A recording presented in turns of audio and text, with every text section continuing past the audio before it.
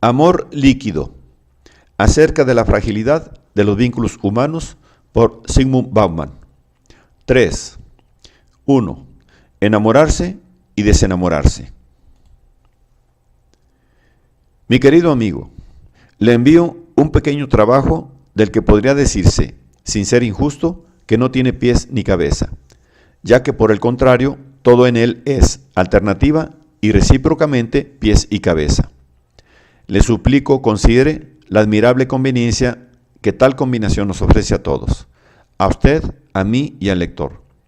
Podemos interrumpir, yo mis cavilaciones, usted el texto, y el lector su lectura, ya que no pretendo mantener interminablemente la fatigosa voluntad de ninguno de ellos unida a una trampa superflua. Retire uno de los anillos, y otras dos piezas de esta tortuosa fantasía volverán a encajar sin dificultad.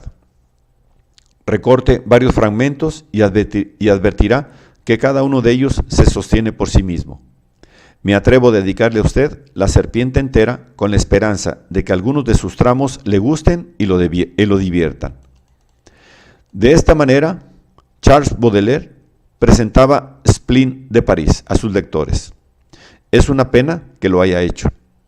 De no ser así, yo mismo hubiese querido componer un preámbulo igual o similar para lo que sigue a continuación. Pero lo hizo, y yo solo puedo citar. Walter Benjamin, por supuesto, eliminaría la palabra solo de esta última frase, y si lo pienso dos veces, yo también. Recorte varios fragmentos y advertirá que cada uno de ellos subsiste por sí solo, mientras que los fragmentos salidos de la pluma de Baudelaire, si lo hicieron, solo el justo derecho del lector, ya que no el mío, decidirá si los dispares tramos de pensamientos reunidos a continuación subsisten o no. En la familia de los pensamientos hay enanos en abundancia. Por eso fueron inventados la lógica y el método, y una vez inventados fueron adoptados con gratitud por los pensadores de pensamientos. Los enanos pueden esconderse, y en medio del poderío esplendoroso de las legiones en marcha y las formaciones para la batalla, terminan por olvidar su enanismo. Una vez que se han cerrado las filas, ¿quién notará la diminuta estatura de los soldados? Es posible reunir un ejército de aspecto temible y poderoso, alineando en formación de batallas a filas y más filas de pigmeos. Quizás, y tan solo para complacer a los adictos al método, debería haber hecho lo mismo con estos fragmentos y recortes. Pero como no me queda tiempo para terminar esa tarea, sería tonto de mi parte ocuparme del orden de las filas y dejar el reclutamiento para más tarde. En cuanto a pensar las cosas dos veces, quizás el tiempo que tengo disponible resulte poco, no a causa de mi edad, sino porque cuanto más viejos somos, mejor comprendemos que por más grandes que parezcan las ideas, jamás lo serán tanto como para abarcar, y menos aún para contener, la copiosa prodigalidad de la experiencia humana. Lo que sabemos, lo que deseamos saber, lo que nos esforzamos por saber, lo que intentamos saber acerca del amor y el rechazo, del estar solos o acompañados y morir solos o acompañados. ¿Acaso es posible racionalizar todo eso, ponerlo en orden, ajustarlo a los estándares de coherencia, cohesión y totalidad establecidos para temas menores? Quizás sea posible, es decir, solo en la infinitud del tiempo. ¿O acaso no sucede que cuando se dice todo acerca de los temas fundamentales de la vida humana, las cosas más importantes siempre quedan sin ser dichas? Amor y muerte, los dos protagonistas de esta historia que no tiene argumento ni desenlace, pero que condensa la mayor parte del sonido y la furia de la vida, admiten esta clase de reflexión, escritura, lectura, más que ningún otro tema. Ivan Klima dice, casi nada se parece tanto a la muerte como el amor realizado. Cada aparición de cualquiera de las dos es única pero definitiva, irrepetible, inapelable e impostergable. Cada aparición debe sostenerse por sí sola y lo hace. Toda vez que aparecen, nacen por primera vez, o renacen, saliendo de la nada, de la oscuridad del no ser, sin pasado ni futuro. Cada una, cada vez, empieza desde el principio, dejando al desnudo lo superfluo de las trampas del pasado y la vanidad de cualquier trama del porvenir. Solo se puede entrar en el amor y en la muerte una única vez, menos aún que en el río de Heráclito. De hecho, son sus propios pies y cabeza desdeñosos y negligentes con respecto a todo lo demás. Bronislaw Malinowski solía burlarse de los difusionistas por confundir las colecciones de los museos con genealogías. Al ver utensilios rústicos de pedernal ordenados en las vitrinas delante de otros más sofisticados, hablaban de historia de las herramientas. Esa actitud, se burlaba Malinowski, era equivalente a considerar que un hacha de piedra daba origen a otra. Del mismo modo que, digamos, el Hiparión dio origen en su momento al Equus caballus. El origen de los caballos puede rastrearse en otros caballos, pero las herramientas no son antecesoras ni descendientes de otras herramientas. Las herramientas, a diferencia de los caballos, no tienen una historia propia. Son, se podría decir, marcas que apuntan las biografías individuales y las historias colectivas de la humanidad. Son manifestaciones o sedimentos de esas biografías e historias. Y lo mismo puede decirse del amor y de la muerte. El parentesco, la afinidad, los vínculos casuales son característicos del ser y o de la unión de los humanos. El amor y la muerte no tienen historia propia. Son acontecimientos del tiempo humano, cada uno de ellos independiente, no conectado, y menos aún casualmente conectado a otros acontecimientos similares, salvo en las composiciones humanas retrospectivas, ansiosas por localizar, por inventar esas conexiones y comprender lo incomprensible. Y por eso es imposible aprender a amar, tal como no se puede aprender a morir. Y nadie puede aprender el elusivo, el inexistente, aunque intensamente deseado, arte de no caer en sus garras, de mantenerse fuera de su alcance. Cuando llegue el momento, el amor y la muerte caerán sobre nosotros, a pesar de que no tenemos ni un indicio de cuándo llegará ese momento. Sea cuando fuere, nos tomarán desprevenidos. En medio de nuestras preocupaciones cotidianas, el amor y la muerte surgirán ad nihilo, de la nada. Por supuesto, tendemos a recapitular para ser más sabios después del hecho. Tratamos de rastrear los antecedentes, de aplicar el infalible principio de que un post hoc es seguramente el propter hoc, de concebir un linaje que dé sentido al acontecimiento. Y con frecuencia nuestros esfuerzos se ven coronados por el éxito. Necesitamos ese éxito por el consuelo espiritual que proporciona. Resucita, aún de manera indirecta, nuestra fe en la regularidad del mundo y la previsibilidad de los acontecimientos, que resulta indispensable para nuestra salud y cordura.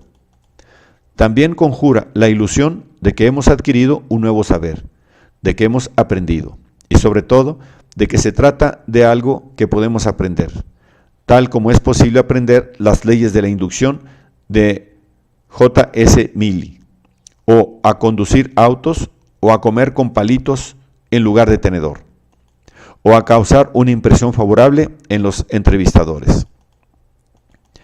En el caso de la muerte, se admite que el aprendizaje se limita a la experiencia de otras personas, y es, por lo tanto, una ilusión in extremis. La experiencia de otras personas no puede aprenderse verdaderamente como experiencia. En el producto final del aprendizaje del objeto no es posible separar el Erlebnis original de la contribución creativa de las capacidades imaginativas del sujeto. La experiencia ajena solo puede conocerse como una historia procesada, interpretada según lo que los otros vivieron. Tal vez algunos gatos verdaderos tienen, como Tom de Tom y Jerry, 9 vidas o más. Y tal vez algunos conversos pueden llegar a creer en la reencarnación. Pero el hecho es que la muerte, como el nacimiento, se produce solo una vez. No hay manera de aprender a hacerlo bien la próxima vez, ya que se trata de un acontecimiento que nunca volveremos a experimentar.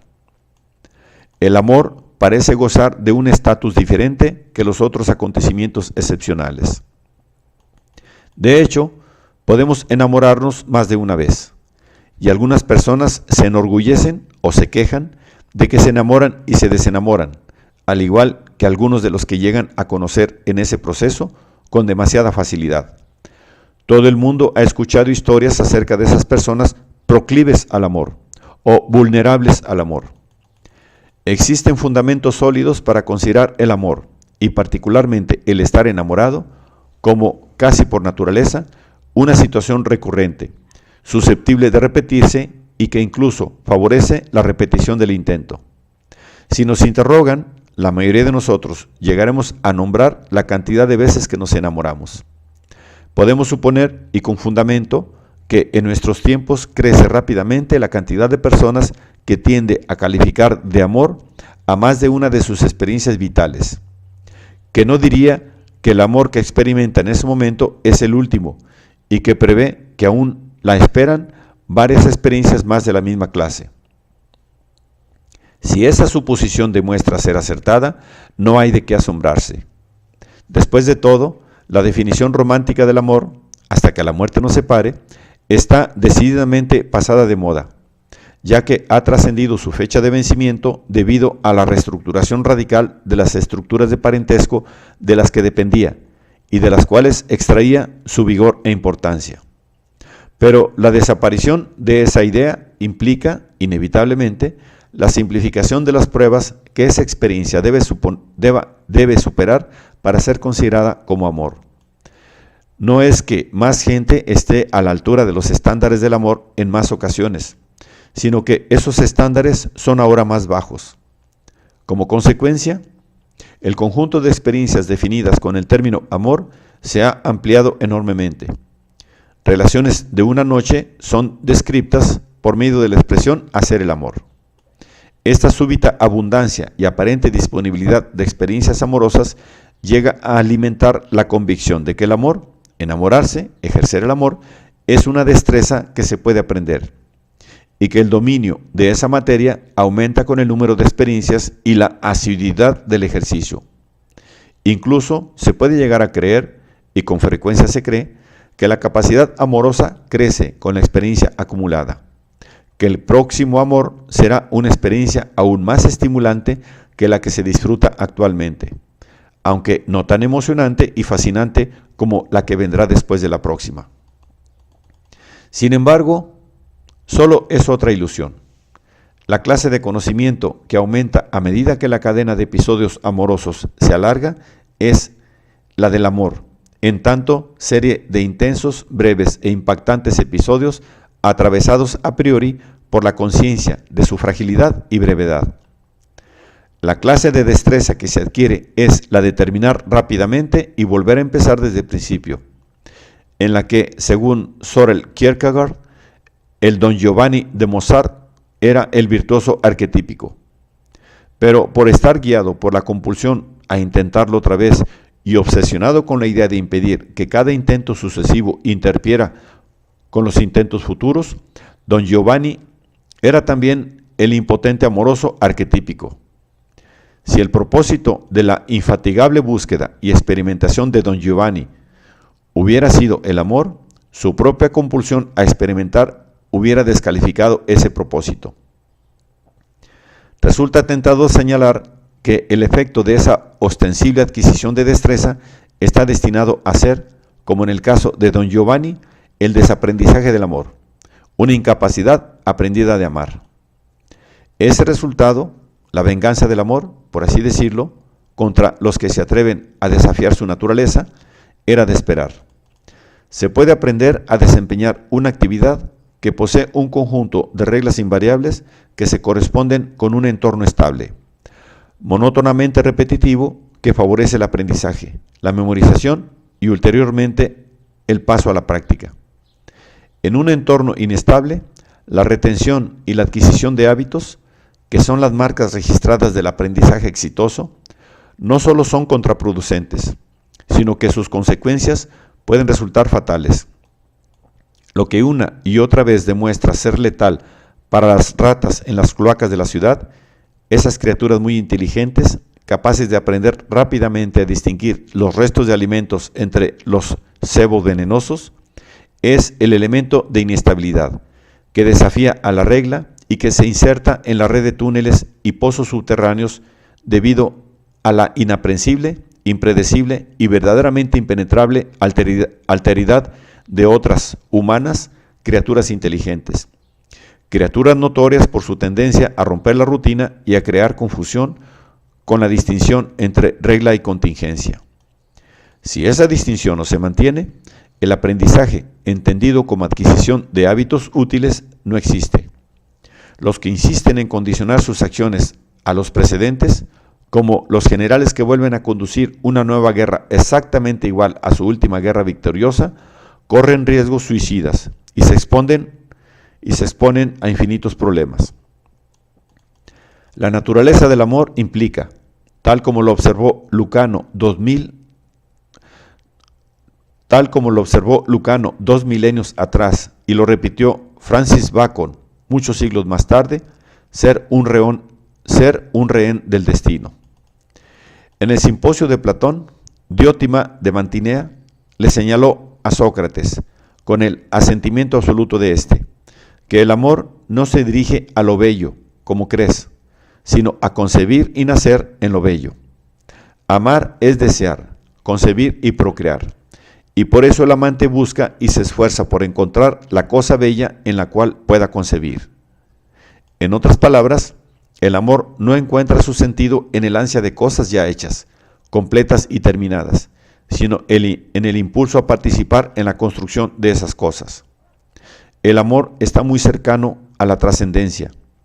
Es tan solo otro nombre del impulso creativo, y por lo tanto está cargado de riesgos, ya que toda creación ignora siempre cuál será su producto final.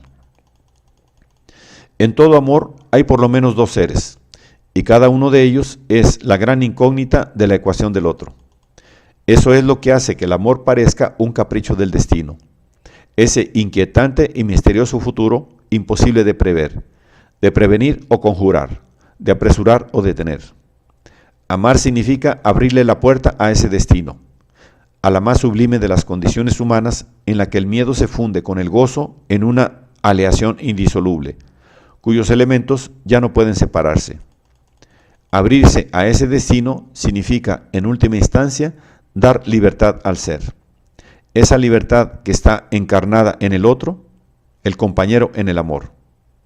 Como lo expresa Erich Fromm, en el amor individual no se encuentra satisfacción, sin verdadera humildad, coraje, fe y disciplina.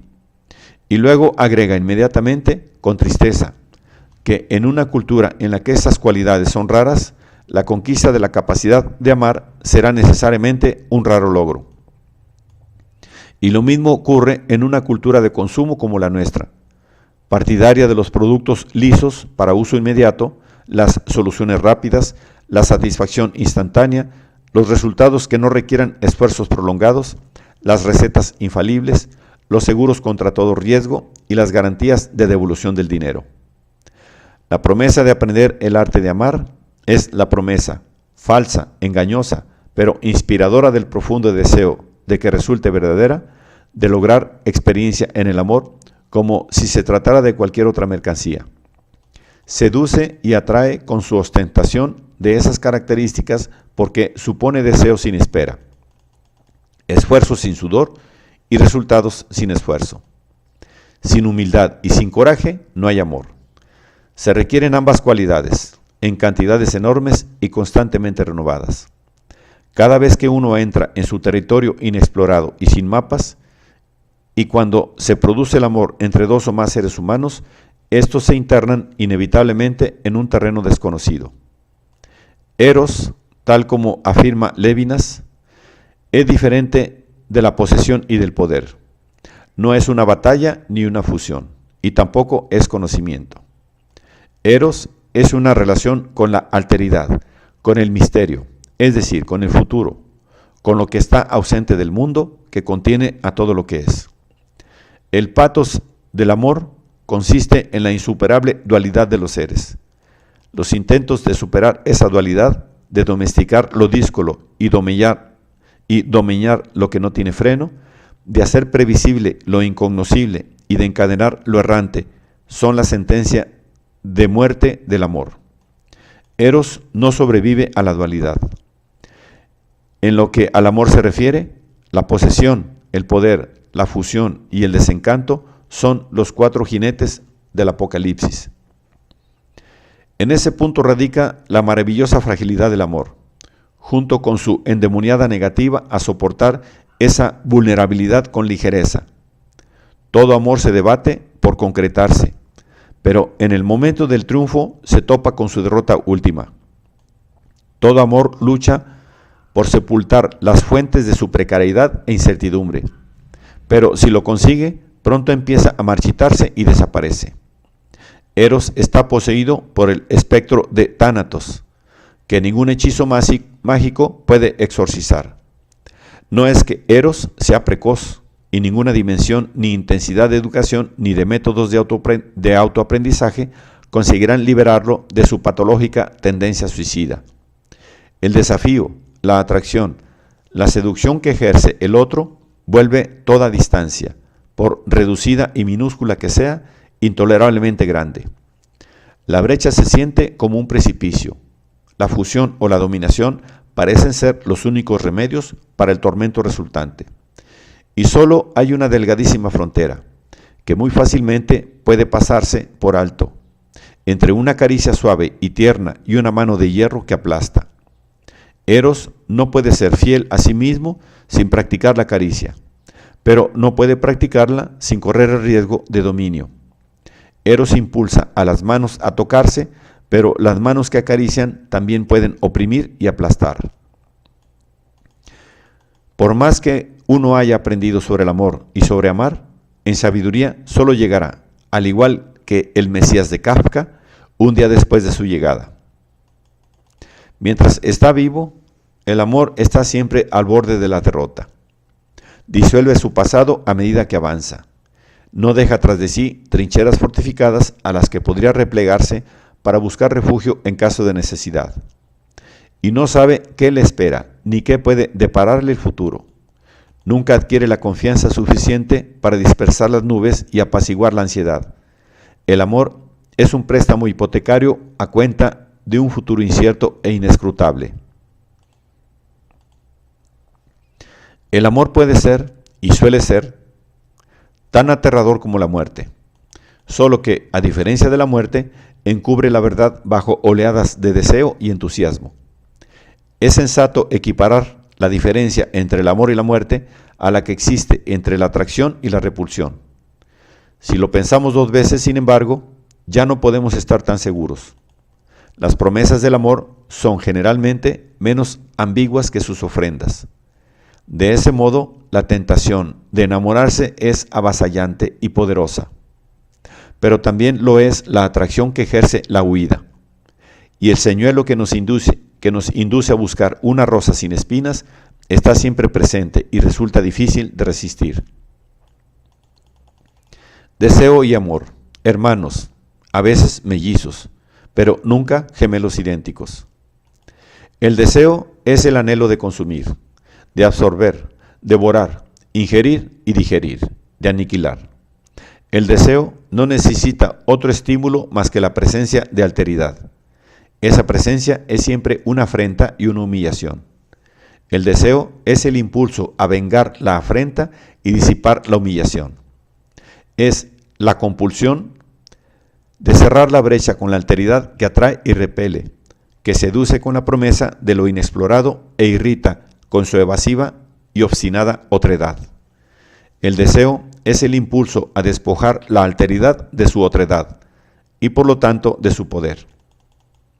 A partir de ser explorada, familiarizada y domesticada, la alteridad debe emerger despojada del aguijón de la tentación, sin ningún acicate, es decir, si es que sobrevive a tal tratamiento.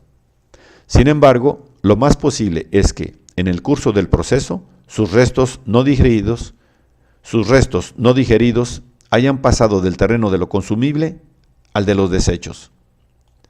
Lo que no puede consumir atrae. Los desechos repelen. Después del deseo llega el momento de disponer de los desechos. Según parece, la eliminación de lo ajeno de la alteridad y el acto de deshacerse del seco caparazón se cristalizan en el júbilo de la satisfacción, condenado a desaparecer una vez que la tarea se ha realizado. En esencia, el deseo es un impulso de destrucción, y aunque oblicuamente, también un impulso de autodestrucción. El deseo está contaminado desde su nacimiento por el deseo de muerte. Sin embargo, este es su secreto mejor guardado, y sobre todo, guardado de sí mismo.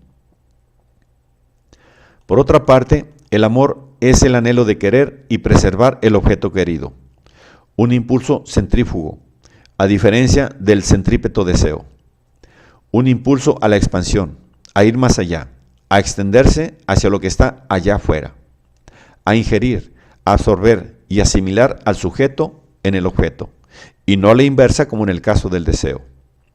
El deseo es ampliar el mundo. Cada adición es la huella viva del yo amante. En el amor, el yo es gradualmente trasplantado al mundo. El yo amante se expande entregándose al objeto amado. El amor es la supervivencia del yo a través de la alteridad del yo. Y por eso, el amor implica el impulso de proteger, de nutrir, de dar refugio, y también de acariciar y mimar, o de proteger celosamente, cercar, encarcelar. Amar significa estar al servicio, estar a disposición, esperando órdenes, pero también puede significar la expropiación y confiscación de toda responsabilidad, dominio a través de la entrega, sacrificio que paga con engrandecimiento. El amor y el ansia de poder son gemelos siameses. Ninguno de los dos podría sobrevivir a la separación. Si el deseo ansía consumir, el amor ansía poseer. En cuanto a la satisfacción del deseo, es colindante con la aniquilación de su objeto. El amor crece con sus adquisiciones y se satisface con su durabilidad. Si el deseo es autodestructivo, el amor se autoperpetúa. Como el deseo, el amor es una amenaza contra su objeto. El deseo destruye su objeto, destruyéndose a sí mismo en el proceso. La misma red protectora que el amor urde amorosamente alrededor de su objeto lo esclaviza. El amor hace prisionero y pone en custodio al cautivo. Arresta para proteger al propio prisionero. El deseo y el amor tienen propósitos opuestos. El amor es una red arrojada sobre la eternidad. El deseo es una estratagema para evitarse el trabajo de urdir esa red. Fiel a su naturaleza, el amor luchará por perpetuar el deseo. El deseo, por su parte, escapará de los grilletes del amor.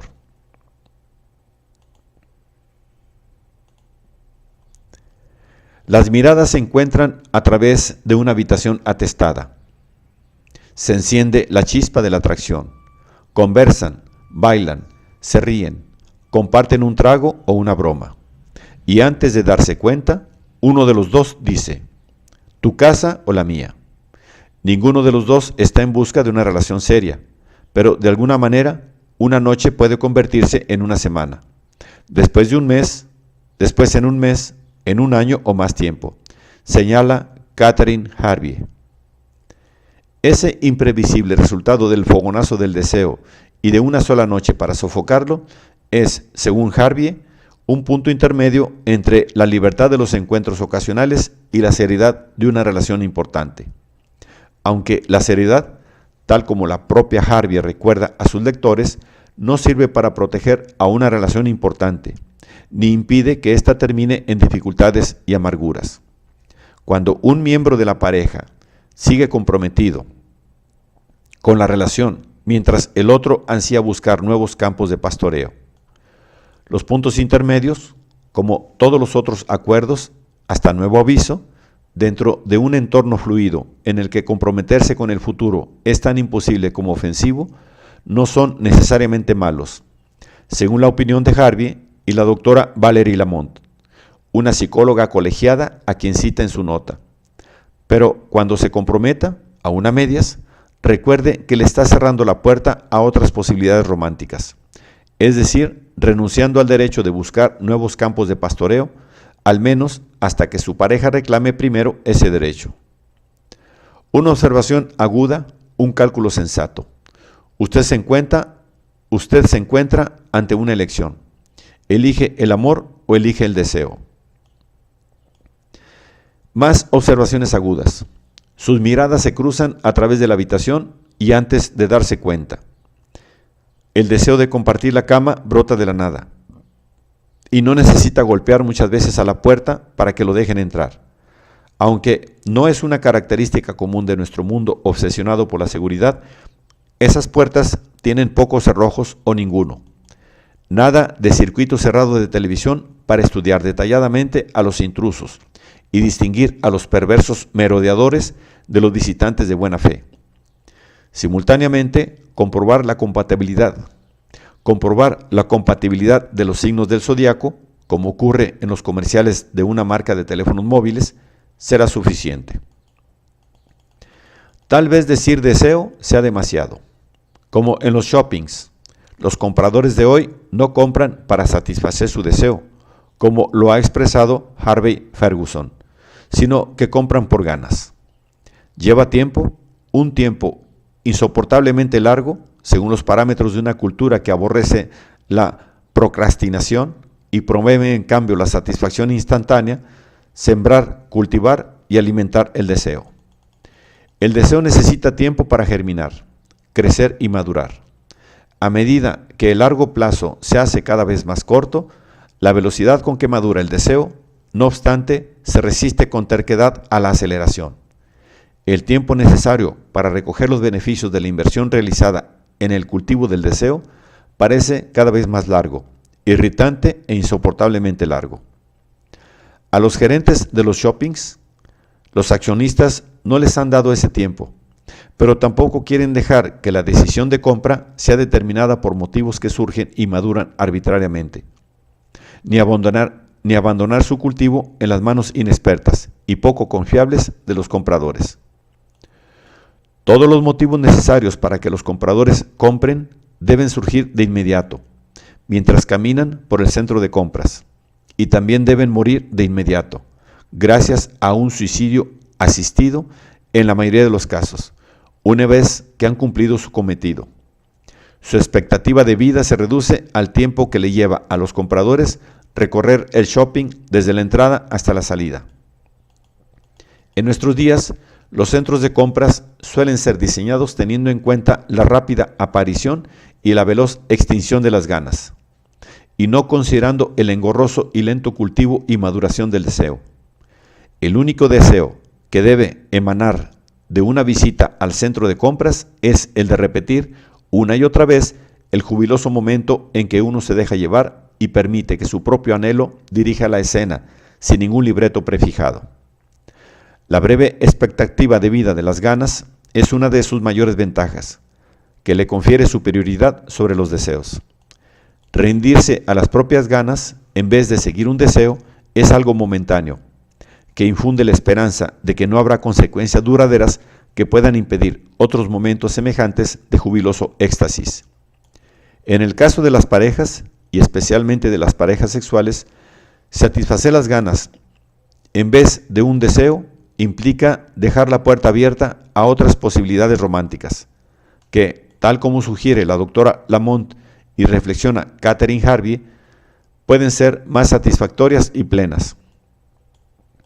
Como los actos nacidos de las ganas ya han sido profundamente implantados por los enormes poderes del mercado de consumo, seguir un deseo parece conducirnos de manera incómoda, lenta y perturbadora hacia el compromiso amoroso. En su versión ortodoxa, el deseo necesita atención y preparativos, ya que involucra largos cuidados, complejas negociaciones sin resolución definitiva, algunas elecciones difíciles y algunos compromisos penosos, Pero peor aún, implica también una demora de la satisfacción, que es sin duda el sacrificio más aborrecido en nuestro mundo, entregado a la velocidad y la aceleración. En su radicalizada, reducida y sobre todo compacta encarnación de las ganas, el deseo ha perdido casi todos esos atributos desalentadores, concentrándose más exclusivamente en el objetivo, como lo expresaban las publicidades que anunciaban la novedad de las tarjetas de crédito. Ahora es posible concretar el deseo sin demora. Cuando la relación está inspirada por las ganas, las miradas se encuentran a través de una habitación atestada. Sigue la pauta del consumo y solo requiere la destreza de un consumidor promedio, moderadamente experimentado. Al igual que otros productos, la relación es para consumo inmediato. No requiere una preparación adicional ni prolongada y para uso único, sin perjuicios. Primordial y fundamentalmente es descartable. Si resultan defectuosos o no son plenamente satisfactorios, los productos pueden cambiarse por otros, que se suponen más satisfactorios, aun cuando no se haya ofrecido un servicio de postventa y la transacción no haya incluido la garantía de devolución del dinero. Pero aun en el caso de que el producto cumpla con el cometido, ningún producto es de uso extendido. Después de todo, autos, computadoras o teléfonos celulares perfectamente usables y que funcionan relativamente bien van a engrosar la pila de desechos con pocos o ningún escrúpulo en el momento en que sus versiones nuevas y mejoradas aparecen en el mercado y se convierten en comidilla de todo el mundo. ¿Acaso hay una razón para que las relaciones de pareja sean una excepción a la regla? Las promesas de compromiso, escribe Adrienne Burgess, no significan nada a largo plazo. Y prosigue con esta explicación. El compromiso es resultado de otras cosas, del grado de satisfacción que nos provoca la relación, de si vemos para ella una alternativa viable y de si la posibilidad de abandonarla nos causará la pérdida de alguna inversión importante, tiempo, dinero, propiedades compartidas, hijos. Pero esos factores tienen altibajos, al igual que los sentimientos de compromiso de las personas, según Carol Roosevelt, una experta en relaciones de la Universidad de Carolina del Norte. Un verdadero dilema: usted es reticente a cortar por lo sano y reducir sus pérdidas, pero aborrece despilfarrar su dinero. Una relación, le dirán los expertos, es una inversión como cualquier otra. Usted le dedica tiempo, dinero, esfuerzos que hubiera podido destinar a otros propósitos, pero que no destinó esperando hacer lo correcto. Y lo que usted perdió o eligió no disfrutar, se le devolverá en su momento, con ganancias. Usted compra acciones y las conserva durante todo el tiempo que prometen aumentar su valor, y las vende rápidamente cuando las ganancias empiezan a disminuir o cuando otras acciones prometen un ingreso mayor. El asunto es no pasar por alto el momento adecuado. Si usted invierte en una relación, el provecho que espera de ella es, en primer lugar, seguridad, en sus diversos sentidos, la cercanía de una mano que ofrezca ayuda en el momento en que más la necesite, que ofrezca socorro en el dolor, compañía en la soledad, que ayude cuando hay problemas, que consuele en la derrota y aplauda en las victorias, y que también ofrezca una pronta gratificación. Pero escuche esta advertencia. Las promesas de compromiso en una relación, una vez establecida, no significan nada a largo plazo. Por supuesto, una relación es una inversión como cualquier otra. ¿Y a quién se le ocurriría exigir un juramento de lealtad a las acciones que acaba de comprarle a la gente de bolsa? Jurar que será semper fidelis en las buenas y en las malas, en la riqueza y en la pobreza, hasta que la muerte nos separe. No mirar nunca hacia otro lado, donde, quién sabe, otros premios nos esperan. Los tenedores de acciones que valen la pena, y atención, los tenedores de acciones solo tienen acciones, y uno siempre puede soltar lo que tiene. Leen cada mañana en primer lugar las páginas del diario dedicadas a la bolsa para descubrir si es el momento de seguir conservándolas o de venderlas. Y lo mismo vale para las relaciones. Solo que en ese caso no existe la bolsa y nadie hará por usted el trabajo de evaluar las probabilidades, a menos que contrate un consejero experto. Del mismo modo que contrata un agente de bolsa experto o un contador. Aunque en el caso de las relaciones, innumerables problemas testimoniales y dramas de la vida real intentan hoy ocupar el lugar del asesor experto. De modo que usted tiene que hacerlo, cada día, por sí solo. Si comete un error, se le negará el consuelo de echarle la culpa al hecho de haber sido erróneamente informado. Deberá estar constantemente alerta. Pobre de usted si duerme una siesta o baja la guardia. Estar en una relación significa un montón de dolores de cabeza, pero sobre todo una perpetua incertidumbre. Uno nunca puede estar verdadera y plenamente seguro de lo que debe hacer, y jamás tendrá la certeza de que ha hecho lo correcto o de que lo ha hecho en el momento adecuado. Parece que el dilema no tiene solución, y peor aún, parece plantearnos una paradoja absolutamente injusta. La relación no solo no cumple en satisfacer una necesidad, tal como se esperaba de ella, sino que además convierte esa necesidad en algo aún más irritante y enloquecedor. Usted buscó esa relación con la esperanza de mitigar la inseguridad que lo acosaba en soledad, pero la terapia solo ha servido para agudizar los síntomas, y tal vez ahora usted se siente menos seguro que antes, aun cuando la nueva y agravada inseguridad emana de otra parte. Si usted pensaba que los intereses de su inversión en la compañía serían pagados con la moneda de la seguridad, evidentemente ha actuado sobre la base de presupuestos equivocados. Esto es un problema, y un problema grave, pero ahí no termina el tema. Comprometerse con una relación que no significa nada a largo plazo, y de esto son conscientes ambas partes, es una espada de doble filo. Eso deja librado a su cálculo y decisión la posesión o el abandono de la inversión, pero no hay motivo para suponer que su pareja, si lo desea, no ejercerá a discreción el mismo derecho, y que no estará libre para hacerlo cuando a él o a ella se le antoje. La conciencia de ese hecho aumenta aún más su inseguridad, y ese aumento es lo más insoportable de todo. A diferencia del caso en que usted mismo decide si lo toma o lo deja, no está en su poder impedir que su pareja opte por romper el acuerdo. Si puede hacer pequeñas cosas para inclinar a su favor la decisión, sí puede hacer pequeñas cosas para inclinar a su favor la decisión de su pareja. Para el otro, usted representa acciones a vender o pérdida con la que se puede terminar. Y nadie consulta a las acciones antes de devolverlas al mercado, o a las pérdidas en el momento en que se producen. Considerar una relación como una transacción comercial no es, en ningún aspecto, una cura para el insomnio. La inversión hecha en la relación es siempre insegura y está condenada a seguir siéndolo aunque uno desee otra cosa. Es un dolor de cabeza y no un remedio.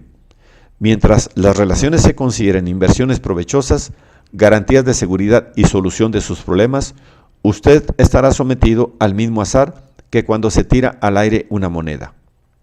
La soledad provoca inseguridad, pero las relaciones no parecen provocar algo muy diferente. En una relación, usted puede sentirse tan inseguro como si no tuviera ninguna, o peor aún, solo cambian los nombres que pueda darle a su ansiedad.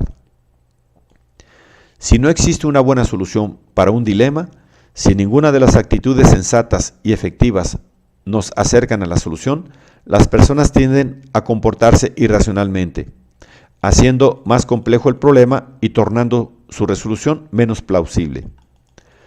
Tal como concluye Christopher Clulow del Instituto Tavistock de Estudios Maritales, otro experto en relaciones citado por Adrien Burgess. Cuando los amantes se sienten inseguros, tienden a comportarse de manera poco constructiva, tratando de complacer o de controlar, e incluso con agresiones físicas. Todas ellas actitudes que ahuyentan aún más a la pareja. Una vez que se filtra la inseguridad, la navegación no es más segura, estable ni reflexiva. Sin timón, la frágil balsa de la relación se tambalea entre los dos peñascos de mala fama, entre los que muchas relaciones naufragan: la sumisión total y el poder absoluto, la sumisa aceptación y la conquista arrogante, borrando así tanto la autonomía propia como la de la pareja. Chocar contra una de ambas rocas haría naufragar incluso a un barco de buen tamaño con tripulantes veteranos, y hasta una balsa timoneada por un marino inexperto que, por haber crecido en la época de las piezas de repuesto, nunca tuvo la oportunidad de aprender el arte de reparar los daños. Ningún marino de hoy perdería el tiempo reparando la parte que ya no sirve para navegar, sino que más bien la reemplazaría con una pieza de repuesto. Pero en la balsa de una relación no hay piezas de repuesto. El fracaso de una relación es con frecuencia un fracaso de comunicación. Tal como observó Knud Lockstrup, primero el amable evangelista de la parroquia de Funen y más tarde el filósofo ético con voz de clarín de la Universidad de Aarhus. Hay dos perversiones divergentes que esperan emboscadas al comunicador desprevenido o irreflexivo. Una es la clase de asociación que, debido a la pereza, el miedo o a la gente, o una propensión por las relaciones cómodas, consiste simplemente en tratar de complacer al otro, evitando siempre el tema. Con la posible excepción de una causa común contra un tercero, no hay nada que promueva tanto una relación cómoda como la mutua adulación.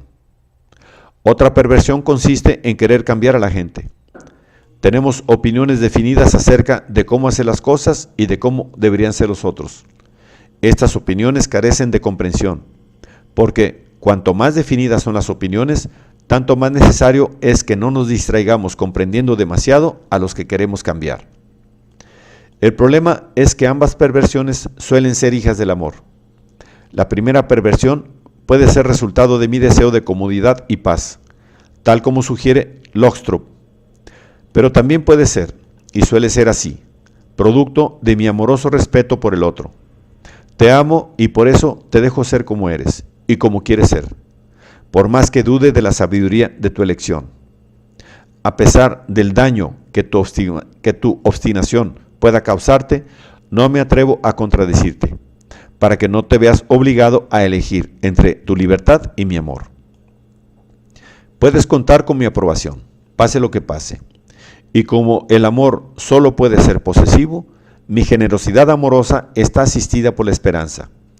Este cheque en blanco es un don de mi amor, un don precioso que no se encuentra en otra parte.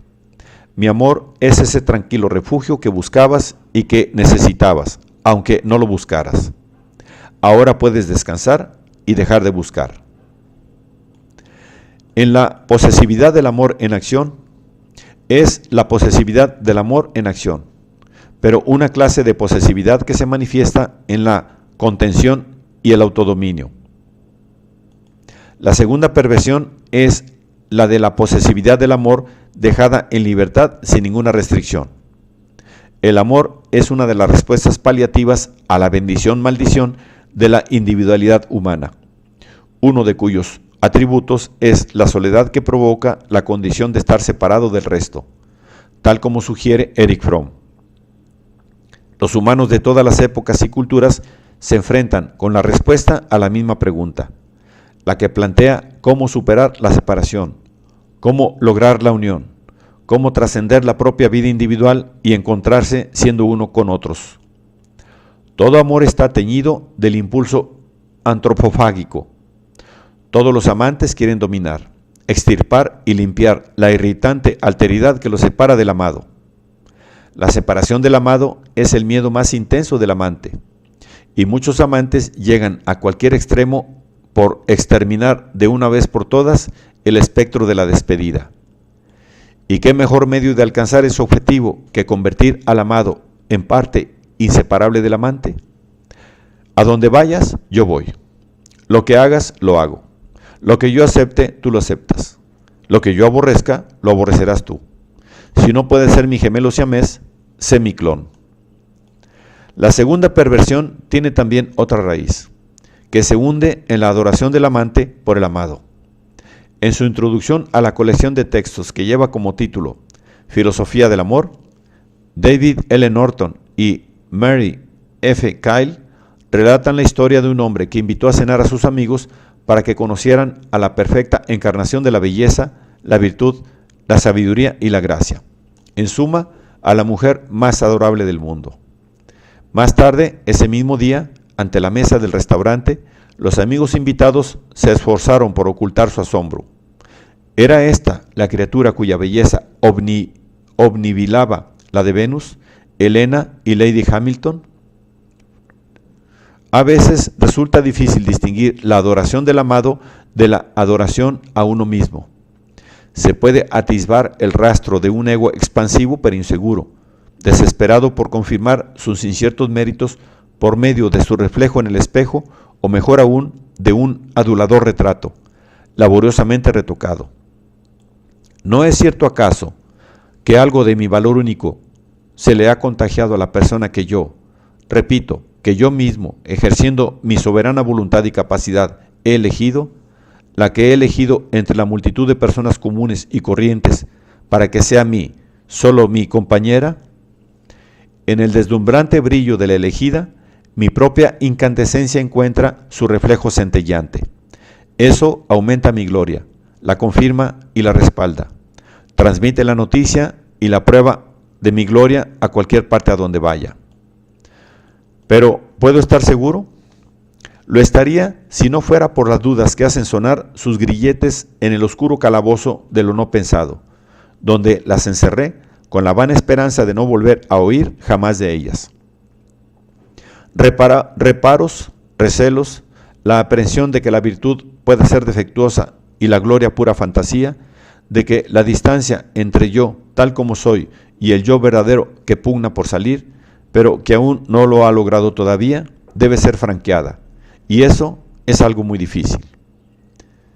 Mi amada podría ser una tela donde pintar mi perfección en toda su magnificencia y esplendor, pero ¿no aparecerán también manchas y borrones?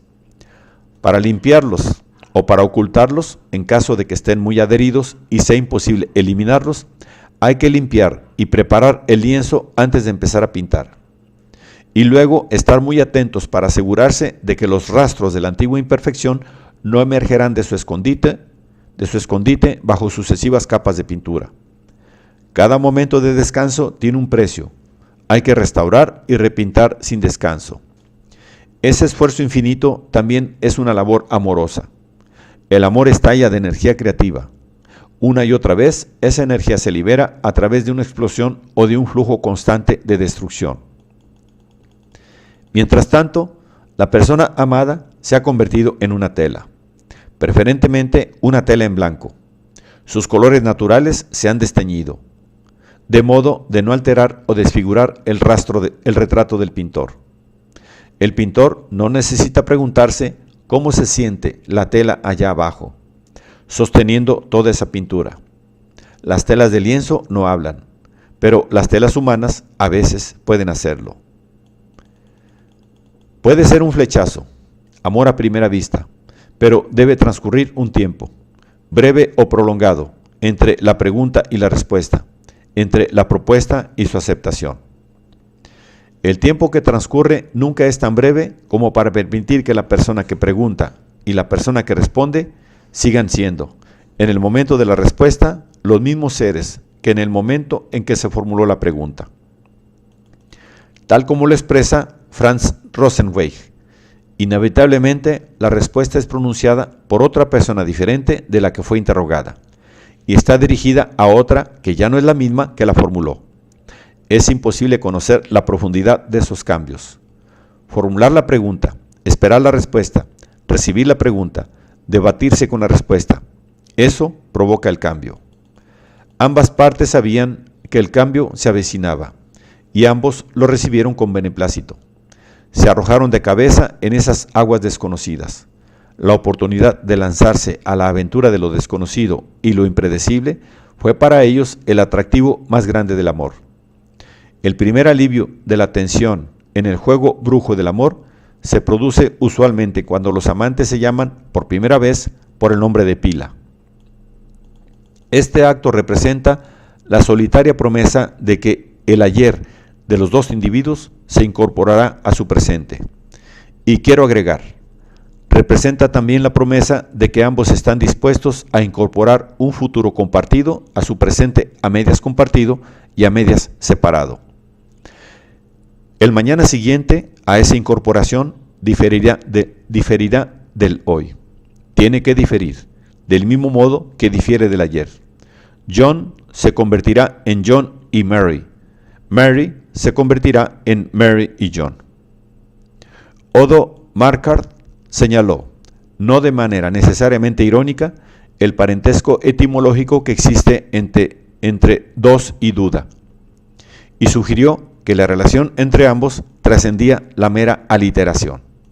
Cuando hay dos, no hay certezas, y cuando se conoce al otro como a un segundo por derecho propio, como a un segundo soberano, no una simple extensión o un eco o un instrumento o un subordinado mío, se admite y se acepta esa incertidumbre. Ser dos significa aceptar un futuro indeterminado. Franz Kafka observó que estamos doblemente separados de Dios. Haber comido del árbol del conocimiento nos separa a nosotros de Él, mientras que el hecho de no haber comido del árbol de la vida lo separa a Él de nosotros. Él, la eternidad, en la que todos los seres y sus actos están abarcados, en la que todo lo que puede ser es y todo lo que puede suceder sucede, está cerrado para nosotros, destinado a seguir siendo un secreto, para siempre, más allá de toda comprensión. Pero lo sabemos, y ese conocimiento no nos da descanso. Desde el fallido intento de construir la Torre de Babel, no podemos dejar de intentar y errar y fracasar y volver a intentar. ¿Intentar qué? Intentar negar esa separación, negar la negativa de nuestro derecho al fruto del árbol de la vida. Seguir intentando y fracasando en cada intento es humano, demasiado humano.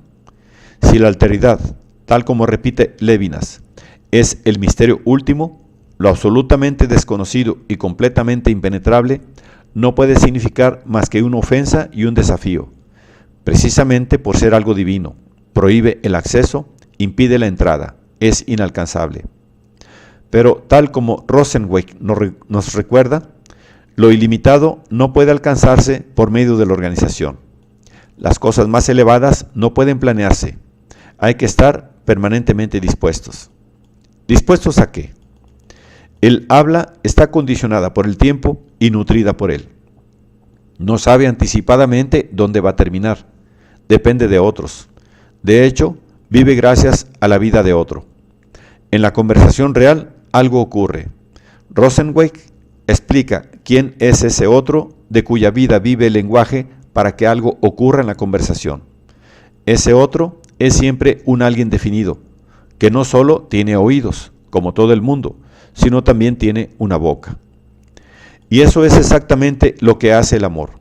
Arranca a otro entre todo el mundo, y por medio de ese acto convierte al otro en un alguien bien definido, alguien con una boca a la que escuchar, alguien con quien conversar para que algo pueda ocurrir. ¿Y qué es ese algo? El amor implica dejar en suspenso la respuesta, o abstenerse de formular la pregunta. Convertir a otro en un alguien definido significa convertir en indefinido al futuro. Significa estar de acuerdo con la indefinición del futuro. Aceptar vivir una vida desde la concepción hasta la muerte es el único sitio asignado a los humanos.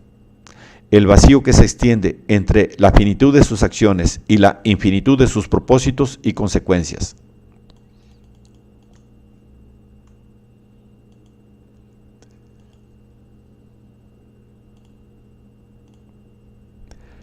Las relaciones de bolsillo, explica Catherine Harvey, comentando las opiniones de Gillian Walton de del London Marriage Guidance.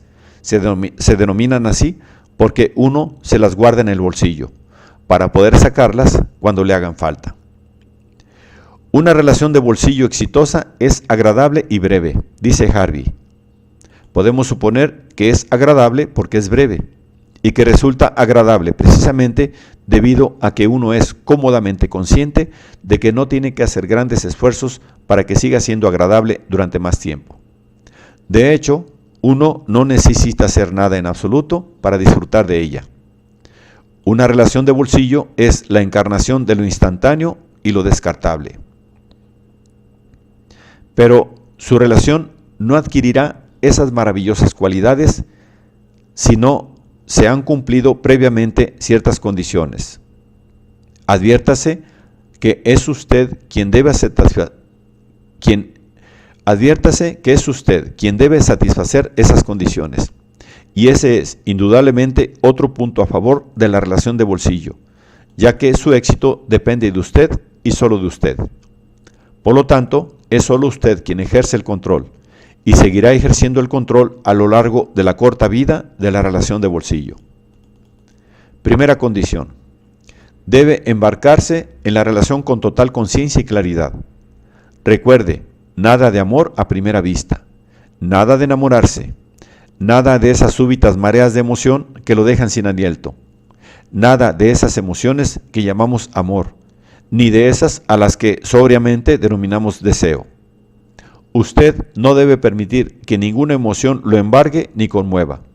Y sobre todo, no debe permitir que nadie le arrebate la calculadora de la mano. Y no se deje confundir con respecto a la relación con la que está por embarcarse, en cuanto a lo que no es nunca y nunca será. La conveniencia es lo único que cuenta, y la conveniencia debe evaluarse con la mente clara, y no con un corazón cálido, por no hablar de un corazón ardiente. Cuanto más pequeño sea su préstamo hipotecario, tanto menos inseguro se sentirá cuando se vea expuesto a las fluctuaciones del futuro mercado inmobiliario. Cuanto menos invierta en la relación, tanto menos inseguro se sentirá cuando se vea expuesto a las fluctuaciones de sus propias emociones futuras. Segunda condición. Mantenga las cosas en ese estado. Recuerde que la conveniencia necesita poco tiempo para convertirse en su opuesto. Así que no permita que la relación se escape de la supervisión de su cabeza, ni que desarrolle su propia lógica, ni especialmente que ocupe otros territorios, saliéndose de su bolsillo, que es a donde pertenece. Esté alerta, no baje nunca la guardia. Vigile cuidadosamente hasta la más mínima alteración de lo que Harvey denomina las clandestinas corrientes emocionales. Obviamente, las emociones tienden a convertirse en clandestinas cuando ya no están sujetas al cálculo. Si advierte que aparece algo que no negoció y que no le interesa, ha llegado el momento de seguir viaje. Si se viaja con cautela, evitará el hastío de la llegada. El tráfico es lo que le depara el placer. De modo que mantenga su bolsillo vacío y dispuesto. Muy pronto necesitará poner algo allí y cruce los dedos. Lo hará. Vale la pena leer cada semana la sección Espíritu de las Relaciones del Guardian Weekend, pero es mejor aún leerla varias semanas seguidas. Cada semana, esta sección ofrece consejos acerca de cómo proceder al enfrentar un problema que se supone que todos los hombres y mujeres, especialmente los lectores del Guardian, deberán enfrentar en algún momento. Cada semana un problema, pero en una serie de semanas sucesivas, el lector atento puede adquirir mucho más que ciertas específicas destrezas de política de vida, que le pueden resultar útiles en determinadas situaciones para resolver ciertos problemas específicos. En realidad, puede adquirir destrezas que, una vez combinadas, pueden contribuir a crear la clase de situaciones para las que esas mismas destrezas han sido concebidas y a localizar los problemas que deben resolver. Un lector regular y dedicado, dotado de una memoria que abarque más de una semana, puede dibujar y completar un mapa completo de la vida en el que tienden a aparecer los problemas, registrar el inventario completo de los problemas y formarse una opinión acerca de la frecuencia relativa o la rareza de cada aparición.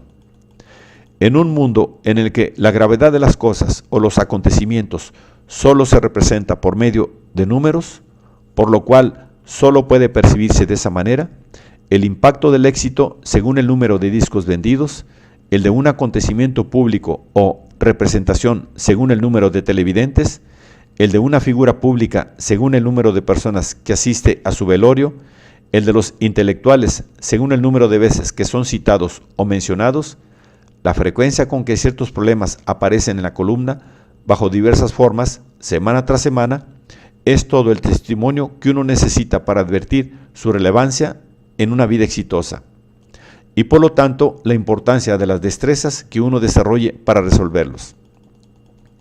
Por lo tanto, en lo referido a las relaciones, tal como se las ve a través del prisma de la columna Espíritu de las Relaciones, ¿qué puede aprender un lector leal acerca de la importancia relativa de las cosas y de las técnicas con las cuales debemos manejarlas? El lector puede enterarse de algunos datos útiles con respecto a los sitios en los que pueden hallarse parejas potenciales en mayor cantidad que la usual, y acerca de las situaciones en las que, una vez encontradas, esas parejas podrán más probablemente ser convencidas de que deben asumir el rol de parejas.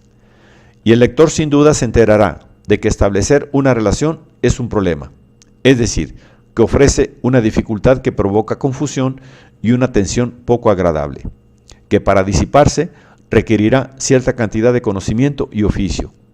Y eso se aprende sin necesidad de largos y complejos estudios, tan solo siguiendo con regularidad, semana tras semana, la versión sobre el espíritu de las relaciones del Guardian Weekend. Sin embargo, esta no será la enseñanza fundamental que recibirá y adoptará el lector regular con respecto a su visión y política de vida. El arte de romper las relaciones y salir ileso de ellas, con pocas heridas profundas y sin cuidados especiales que eviten los daños colaterales, como el alejamiento de los amigos o grupos en los que uno ya no será bienvenido o que debería evitar, supera ampliamente el arte de componer las relaciones, ya que ocupa mucho más espacio en la publicación.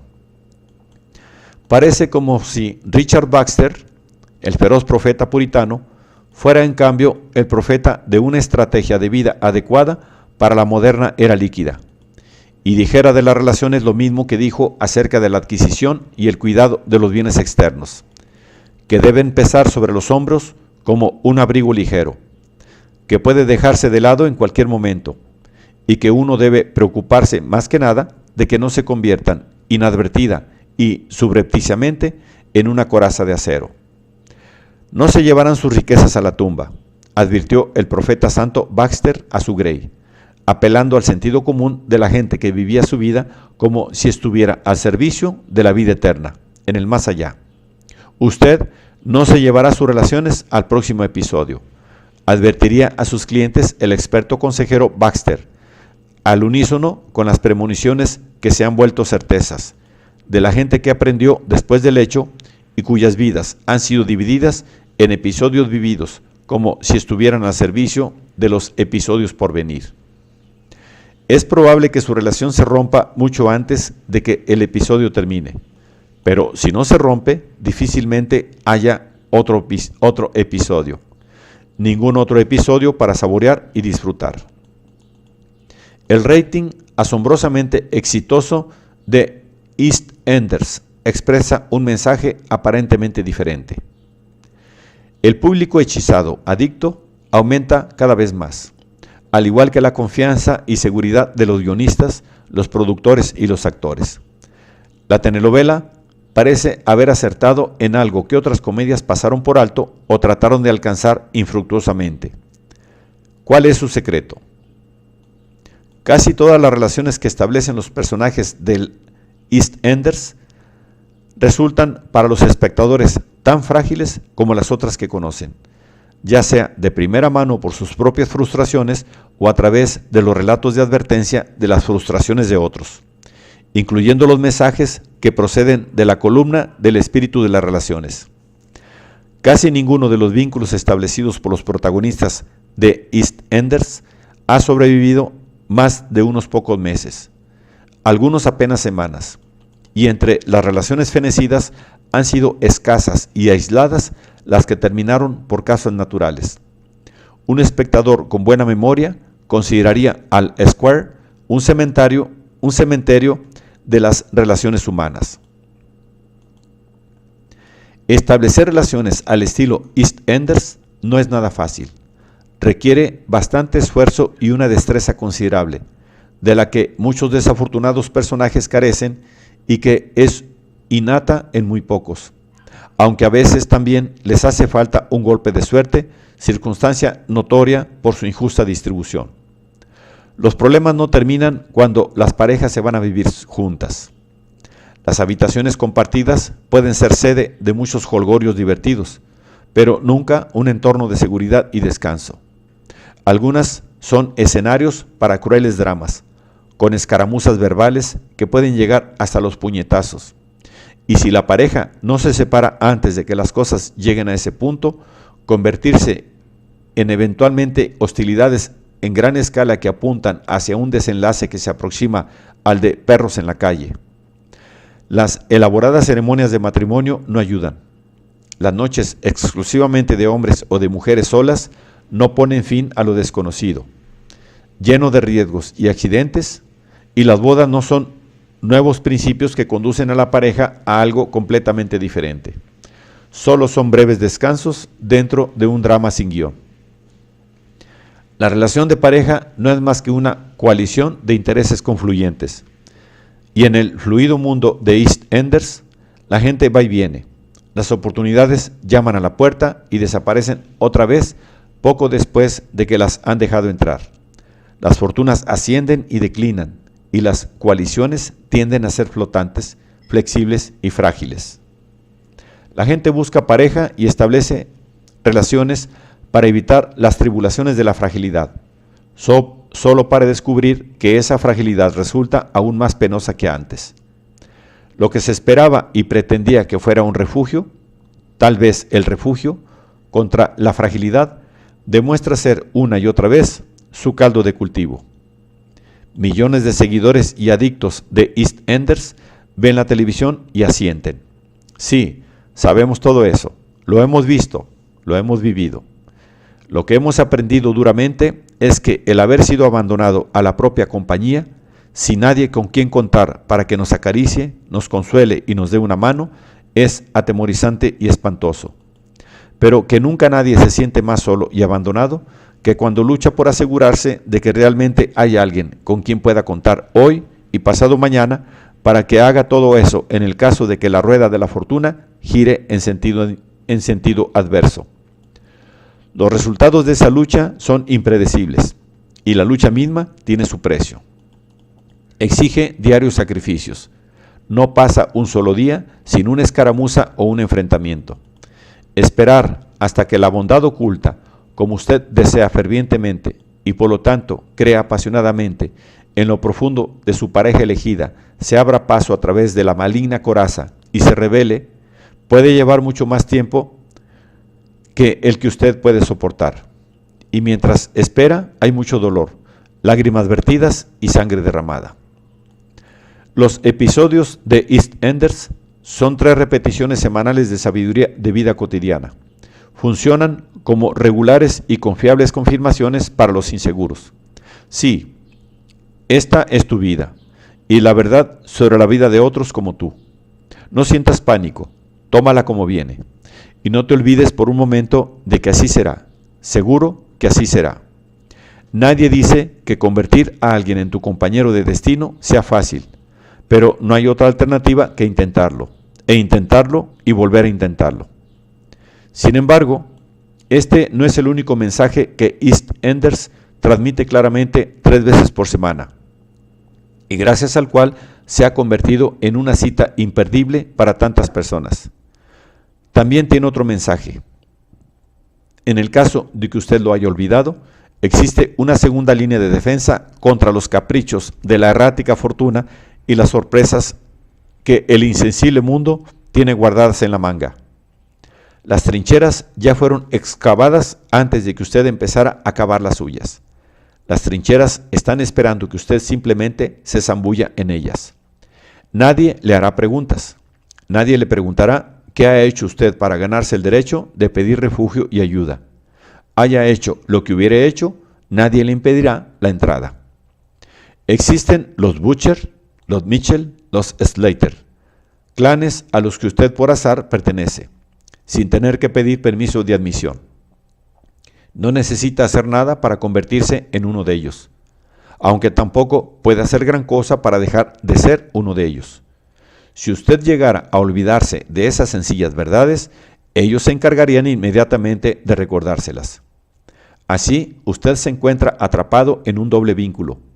A menos que usted prefiera ser uno de esos excepcionalmente inescrupulosos, rebeldes, aventureros o psicóticos canallas y parias naturales, que muy pronto estarán ocultos, atropellados por un auto, expulsados por los vecinos, encerrados en la cárcel, o que usarán otros escapes semejantes para desaparecer de Albert Square.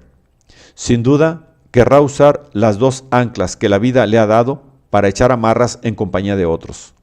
Usted deseará aferrarse a la pareja de su elección y al clan que el destino ha elegido para usted. Aunque eso tal vez no sea fácil, como disfrutar del calor de una chimenea y del placer de nadar en el mar al mismo tiempo, los sinuosos caminos elegidos por los personajes de Albert Square describen clara y gráficamente todos los obstáculos que entorpecen su avance. Y esa es otra razón para no perderse sus hazañas ni uno solo de los 3 episodios semanales. En ellos uno ve algo que siempre ha sentido, que es el único eslabón que conecta a la pareja a la que ama y por la que desea ser amado con el clan familiar, al que pertenece, al que desea pertenecer y que a su vez también le exige pertenencia y obediencia. Y de ese modo uno es, por cierto, el eslabón más débil, el que más sufre el tironeo entre ambas partes. La guerra de desgaste, que hierve a fuego lento y a veces desborda, cuyas primeras víctimas son aquellos que sueñan con una reconciliación, alcanzó su culminación dramática, por cierto, se elevó a la altura de la tragedia de Antígona, con el juicio de Diderot, la versión actualizada de la inmortal obra de Sófocles y la inmortal historia que esa obra registró. Dice Antígona: mas yo no hubiera hecho lo prohibido, por ningún esposo y por ningún hijo. ¿Para qué? Podría haber tenido otro esposo, y con él otros hijos, de haber perdido alguno. Pero, perdidos padre y madre, ¿dónde encontraría yo otro hermano? Perder un esposo no es el final del camino. Los esposos, incluso en la antigua Grecia, aunque no tanto como para los contemporáneos de Diderot, son temporarios. Perderlos es sin duda doloroso, pero curable. La pérdida de los padres, por el contrario, es irrevocable. ¿Eso basta para que el deber hacia la familia anule lo que se le debe al esposo? Tal vez un cálculo tan sobrio no bastaría, si no fuera por otra razón. Las exigencias procedentes de un compañero elegido, un compañero de viaje temporario y en principio reemplazable, no tienen tanto peso como las exigencias que llegan de las profundidades del insondable e inescrutable pasado. Esa orden no vino de Dios. La justicia que mora con los dioses allá abajo no conoce esa ley. No creo que tus edictos tengan tanta fuerza como para anular las inalterables leyes no escritas de Dios y el cielo, ya que solo eres un hombre. Esas no son de ayer ni hoy, son eternas, aunque no podamos decir de dónde salieron. En este punto, diríamos, los caminos de Antígona y Diderot se separan. Por cierto, es difícil que escuchemos a los residentes de Albert Square mencionar a Dios. Los pocos que lo hacen desaparecen rápidamente de la saga, ya que están flagrantemente fuera de lugar. Allí, al igual que en muchas otras calles de nuestras ciudades, Deus ha estado por mucho tiempo absconditus, no tiene celular y su teléfono no figura en la guía telefónica. Por lo tanto, nadie puede alegar de manera creíble que sabe exactamente cómo sonarían sus instrucciones si fueran audibles. Los derechos de la familia pueden ser más duraderos que el deber hacia la pareja elegida, pero en Albert Square nadie parece recibir la sanción divina. La lamentable situación de Littlemore no está provocada por el temor de Dios. Entonces, ¿en qué sentido, si es que hay alguno, el drama de Littlemore es una repetición de la tragedia de Antígona? En la versión que da Sófocles de la historia de Antígona, el mensajero sale a escena para resumir el significado del relato, pero también para anticiparse y responder a nuestra pregunta. Una pregunta que, a diferencia de lo que ocurre con las palabras empleadas para hacerla comprensible para los espectadores, obviamente no ha envejecido. ¿Qué es la vida del hombre? Algo no determinado, para bien o para mal, ni creado para la culpa o la alabanza. La suerte eleva a un hombre a las alturas. La suerte hace que se hunda, y nadie puede predecir qué será de lo que es. De modo que es el futuro, el aterrador, desconocido e impenetrable futuro, que es, tal como repitió Levinas, el epítome, el parangón, la más completa representación de la absoluta alteridad, y no la dignidad del pasado, por venerable que sea, lo que se oculta tras el dilema al que tanto Littlemore como Antígona deben enfrentarse. Nadie puede predecir qué será de lo que es. Pero tampoco nadie puede soportar fácilmente esa imposibilidad. En ese mar de incertidumbre, uno busca salvación en pequeñas islas de seguridad. Una historia que ostenta un pasado más largo tiene más probabilidades de ingresar al futuro, incólume y sin daños, que otra, por cierto, hecha y deshecha por el hombre, que procede flagrantemente de ayer o de hoy. No hay manera de saberlo, pero resulta tentador creer que sí. Hay poco para elegir, de todos modos, en esa interminable, siempre inconclusa y frustrante búsqueda de certeza. Tras escuchar el veredicto adverso del jurado, Littlemore se dirige a su padre y dice: «Lo siento». En la lengua alemana, la afinidad está caracterizada como el opuesto del parentesco. La afinidad es parentesco con reservas. Es parentesco, pero equivocadamente traducido como afinidad electiva, un flagrante pleonasmo, ya que ninguna afinidad puede ser no electiva. Solo el parentesco está pura y simplemente, se quiera o no, predeterminado. La elección es el factor calificador. Transforma el parentesco en afinidad. Sin embargo, también delata la ambición de la afinidad. Su intención es ser como el parentesco, tan incondicional, irrevocable e indisoluble como el parentesco. Eventualmente, la afinidad se entrelazará con el linaje y se hará indiscernible del resto de la red de parentesco. La afinidad de una generación se convertirá en el parentesco de la siguiente. Pero ni siquiera los matrimonios, contrariamente a la insistencia de los sacerdotes, se realizan en el cielo. Y lo que los seres humanos han unido puede ser disuelto por los seres humanos. Por supuesto, nos encantaría que el parentesco estuviera precedido por la elección, pero también que, luego de la elección, el parentesco fuera exactamente lo que ya es: firmemente resistente, duradero, confiable, persistente, indisoluble. Esa es la ambivalencia endémica de todo parentesco, su marca de nacimiento, una peste y un encanto, una bendición y una pesadilla, que no puede borrarse. El acto fundante de la elección es el poder de seducción, de la afinidad y su condena. El recuerdo de la elección, su pecado original, está destinado a arrojar una larga sombra y a oscurecer incluso la más brillante unión llamada afinidad. La elección, a diferencia del destino del parentesco, es una calle de doble mano. Uno siempre puede echarse atrás. Y el conocimiento de esa posibilidad hace aún más desalentadora la tarea de mantener la dirección. La afinidad nace de la elección, y el cordón umbilical jamás se corta, a menos que la elección se rehaga a diario y se concreten actos nuevos para confirmarla. La afinidad se marchitará y declinará hasta derrumbarse o desarticularse.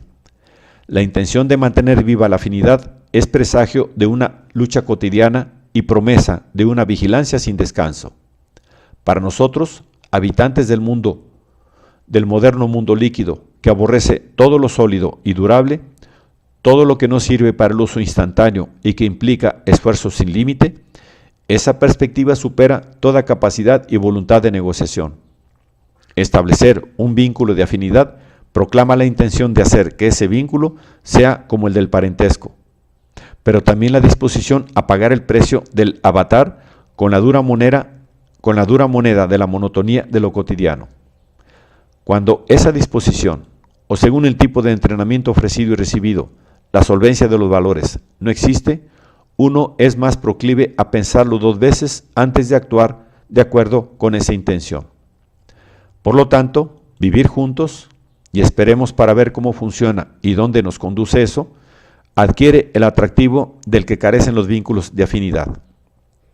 Sus intenciones son modestas, no se hacen promesas, y las declaraciones, cuando existen, no son solemnes, ni están acompañadas por música de cuerdas ni manos enlazadas. Casi nunca hay una congregación como testigo, y tampoco ningún plenipotenciario del cielo para consagrar la unión. Uno pide menos, se conforma con menos, y por lo tanto hay una hipoteca menor para pagar, y el plazo de pago es menos desalentador. Sobre vivir juntos, el futuro parentesco, deseado o temido, no arroja su oscura sombra. Vivir juntos es un por qué, no un para qué. Todas las opciones siguen abiertas y los hechos del pasado no tienen la autoridad necesaria para eliminarlas. Los puentes son inútiles y no cubren toda la distancia entre ambas costas, pero en el vivir juntos, la otra costa está envuelta en una bruma que nunca se disipa, una bruma que nadie desea disipar y que nadie intenta dispersar. No se sabe qué se verá si la bruma se disipa, y no se sabe si en realidad hay algo oculto bajo la bruma. ¿La otra costa está allí o es tan solo una fata morgana, una ilusión conjurada por la bruma, un efecto de la imaginación que hace que usted vea formas extrañas en las nubes pasajeras? Vivir juntos puede significar compartir el barco, la mesa del comedor y las literas de los camarotes. Puede significar navegar juntos y compartir las alegrías y las penurias de la travesía. Pero no se trata de cruzar desde una costa hasta otra, por lo que su propósito no es representar a los ausentes sólidos puentes. Es posible conservar la bitácora de aventuras pasadas, pero en ella solo se habrá registrado una somera mención del itinerario y del puerto de destino. La bruma que cubre la otra costa, desconocida, que no figura en los mapas, puede ser delgada y dispersarse, dejando atisbar los contornos de un puerto. Se puede decidir navegar hasta él. Pero todo eso no está escrito ni podrá escribirse en el diario de navegación. La afinidad es un puerto que conduce al refugio seguro del parentesco. La unión que implica vivir juntos y la unión del parentesco son 2 universos diferentes, cada uno con su propio espacio-tiempo, cada uno completo en sí mismo, con sus propias leyes y su propia lógica. Ningún pasaje de uno a otro está trazado de antemano, aunque uno puede, por azar, toparse con la ruta que los comunica. No hay manera de saber, al menos no de manera anticipada, si vivir juntos resultará una ruta pública o una calle sin salida. Es necesario recorrer los días como si esa diferencia no importara. Y en cierto modo, eso es lo que vuelve irrelevante el qué es cada cosa. El hecho de que la afinidad ortodoxa haya pasado de moda y ya no se practique ha afectado inevitablemente la situación del parentesco. Al carecer de puentes estables para permitir la afluencia de tránsito, las redes de parentesco no pueden menos que sentirse frágiles y amenazadas. Sus límites son confusos y conflictivos, ya que se disuelven en un terreno que carece de títulos de propiedad y derechos hereditarios, en una tierra de frontera que se convierte a veces en campo de batalla y otras veces en el objeto de luchas judiciales, no menos crueles. Las redes de parentesco ya no pueden estar seguras de sus posibilidades de supervivencia, por no hablar de calcular sus propias expectativas de vida. Esa fragilidad las torna aún más preciosas. Se han vuelto frágiles, sutiles, delicadas. Inspiran sentimientos protectores, inducen al abrazo, a la caricia, anhelan ser tratadas con amoroso cuidado, y ya no desafían con arrogancia como cuando nuestros antepasados aborrecían y se rebelaban contra la rigidez y la asfixia del abrazo familiar. Ya no están seguras de sí mismas, sino más bien dolorosamente conscientes de que un solo paso en falso podría ser fatal para su supervivencia. Nadie se tapa ya los ojos ni los oídos. Las familias miran y escuchan con atención, demasiado dispuestas a corregir sus hábitos y prestas a devolver el afecto y el amor con la misma moneda. Paradójicamente, o después de todo, no tan paradójicamente, el atractivo y el poder del parentesco creció a medida que disminuía el magnetismo y se empequeñecía el poder de la afinidad. De manera que aquí estamos, vacilantes y maniobrando con dificultad entre dos mundos notoriamente distanciados y enfrentados entre sí, a pesar de ser ambos deseables y deseados, sin que los una ningún pasaje conocido, y menos aún caminos abiertos y transitados.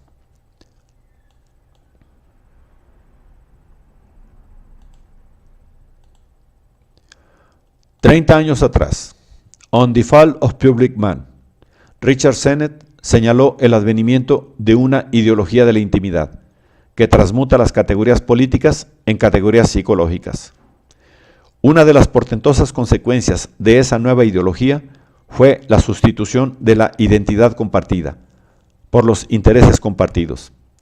La fraternidad basada en la identidad se convertiría, advertía Sennett, en la empatía por un grupo selecto de gente aliada por medio del rechazo de aquellos que no se hallaban dentro del círculo local. Ajenos, desconocidos, diferentes, se convierten en criaturas a las que se les hará un vacío.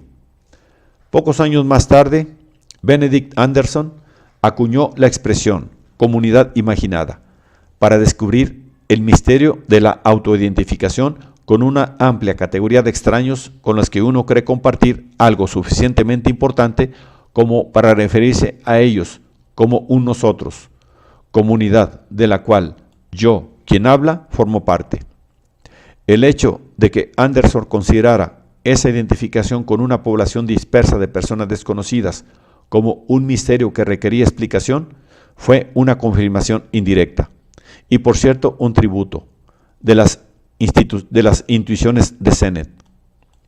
En el momento en que Anderson desarrolló su modelo de comunidad imaginada, la desintegración de los lazos y vínculos impersonales y con ellos, tal como señaló Sennett, del arte de la civilidad, es decir, de usar la máscara que simultáneamente protege y permite disfrutar de la compañía, había alcanzado una etapa avanzada. Y por lo tanto, el palmeo de espaldas, la proximidad, la intimidad, la sinceridad, el entregarse sin reservas, sin guardar secretos, la confesión compulsiva y obligatoria se convertían rápidamente en la única defensa humana contra la soledad y en el único telar disponible donde tramar el anhelo de unión. Solo se podía concebir una totalidad más amplia que el propio círculo de confesión mutua como un nosotros, aumentado y extendido, como esa semejanza, mal llamada identidad, magnificada. La única manera de incluir desconocidos en ese nosotros era adjudicándoles el lugar de potenciales socios de los ritos confesionales, destinados a revelar un interior similar y por lo tanto familiar, aunque se los presionara a revelar sus intimidades. La comunión de interioridades, basada en una revelación mutuamente inducida, puede ser el núcleo de la relación amorosa. Puede echar raíces, germinar, prosperar dentro de la isla autopreservada, o casi autopreservada, de las biografías compartidas. Pero al igual que el partido moral de dos miembros, que si se lo expande para incluir a un tercero, enfrentándolo así con la esfera pública, descubre que sus intuiciones e impulsos morales resultan insuficientes para enfrentar y resolver los temas de justicia impersonal que se presentan en la esfera pública. La comunión amorosa no está preparada para el mundo exterior, para hacer frente a esas responsabilidades, porque ignora las destrezas imprescindibles para ello.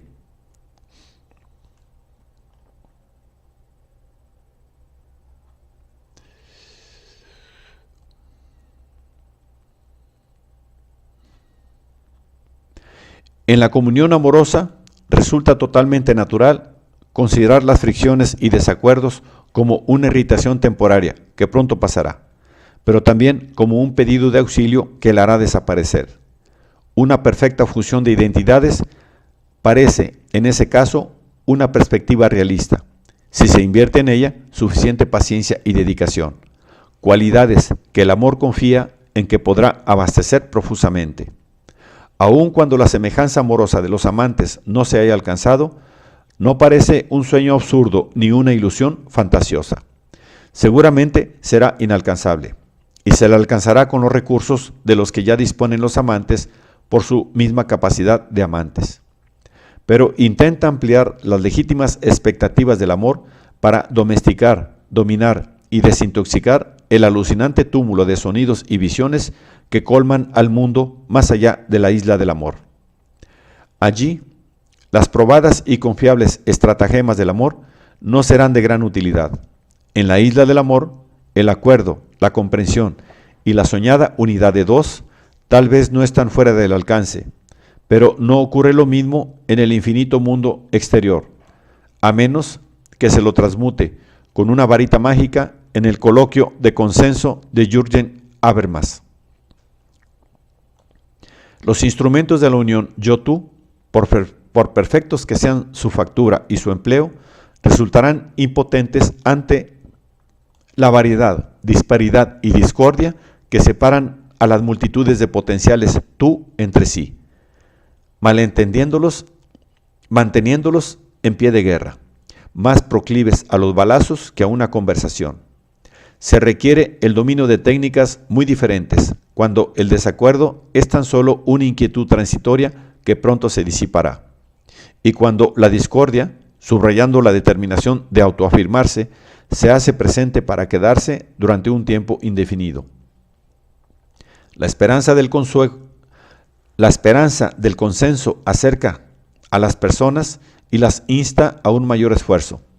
La falta de fe en la unidad, alimentada por la evidente ineptitud de las herramientas disponibles, aleja a la gente entre sí e impulsa a escapar de los demás. La primera consecuencia de la falta de fe en la posibilidad de la unidad es la división del mapa de Lebenswelt, el mundo de la vida, en dos continentes incomunicados entre sí. En uno de ellos, el consenso se busca a toda costa, aunque casi siempre, tal vez todo el tiempo, con las capacidades adquiridas y aprendidas en el refugio de la intimidad. Y sobre todo, se presume que ese mundo ya está allí, predeterminado por la identidad compartida, esperando que se lo despierte y se lo confirme. Y el otro mundo es aquel donde la esperanza de una unidad espiritual, y por lo tanto también cualquier esfuerzo por descubrirla o por construirla desde los cimientos, ha sido abandonada a priori, de modo que el único intercambio concebible es el de los misiles y no el de las palabras. Sin embargo, ahora esa dualidad de posturas, teorizadas para uso particular como división de la humanidad, parece pasar gradualmente a ocupar el fondo de la vida cotidiana, junto con las dimensiones espaciales de proximidad y distancia humanas.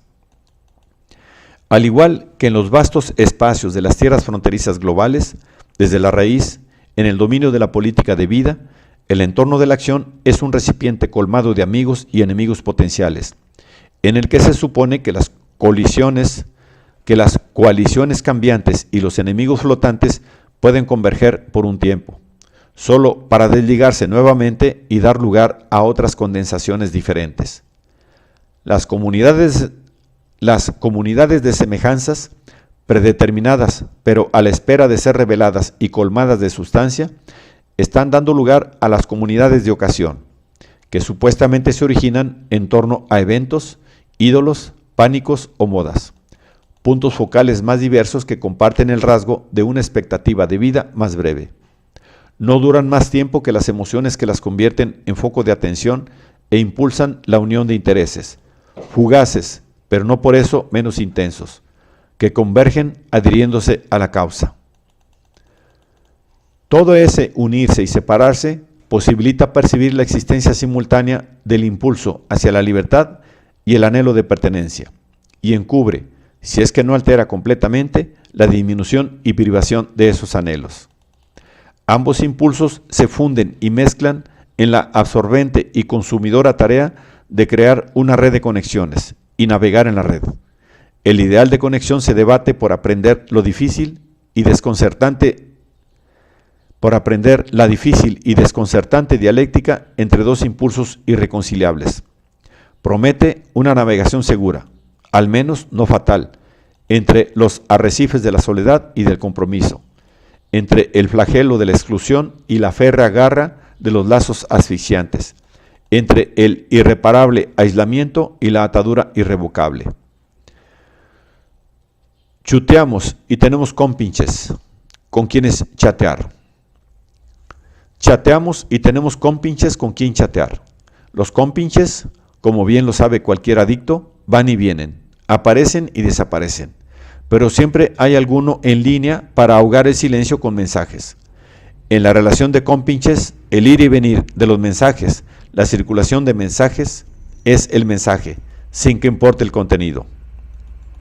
Tenemos pertenencia al constante flujo de palabras y oraciones inconclusas, abreviadas, por cierto, truncadas para acelerar la circulación. Pertenecemos al habla, no a aquello de lo cual se habla. No hay que confundir la obsesión actual con las confesiones compulsivas y el derroche de confidencias que preocupaban a Sennett 30 años atrás.